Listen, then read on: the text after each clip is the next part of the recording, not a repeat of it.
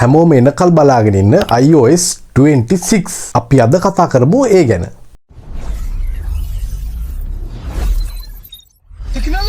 Video එකට යන්න කලින් චූටි දෙයක් මතක් කරන්න තාමත් අපි subscribe කරලා නැත්නම් දැන්ම ගිහලා subscribe පාරක් දාගෙන එන්න. Apple සමාගම එයාලගේ WWDC 25 කියන event එක මේ දවස්වල පැවැත්වෙනවා. ඒ වගේම මේකෙදි විශේෂයෙන් ඊළඟට එන්න තියෙන iOS 26 කියන version එක ගැන කතා කරා. iPhone වලට මේ වෙනකන් ඇවිල්ලා තියෙන්නේ iOS 15, 16, 17 වගේම 18 කියන version.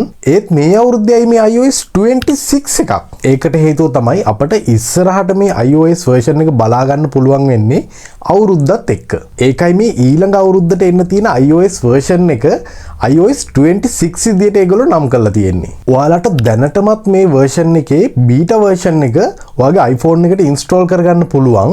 ඒකේ වාසියක් විදියට අපට කලින්ම මේ iOS 26 experience එක ගන්න පුළුවන් වගේම මේකේ පොඩි අවාසියකුත් තියෙනවා. මොකද මේක beta version එකක් නිසා තාම නිල වශයෙන් iPhone වලට ඇවිල්ලා නැති නිසා මේක install කරගන්න එකේ යම් risk එකක් තියෙනවා.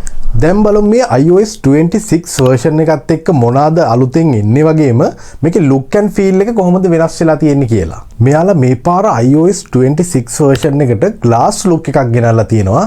Apple මේකට කියන්නේ liquid glass design එකක් කියලා. ඉතින් මේ design change එක වෙන්නේ iOS 7 වලට පස්සේ. මොකද iOS 7 වලට Apple introduce කරා flat design එකක්. ඒ design එක තමයි මෙන්න මේ වෙනකල්ම තිබුණේ. ඒත් එක්කම අලුතෙන් එන මේ liquid glass design එකත් අවුරුදු 5ක 10ක කාලයක් තියෙයි කියලා අපිට අනිවාර්යයෙන්ම විශ්වාස කරන්න පුළුවන්.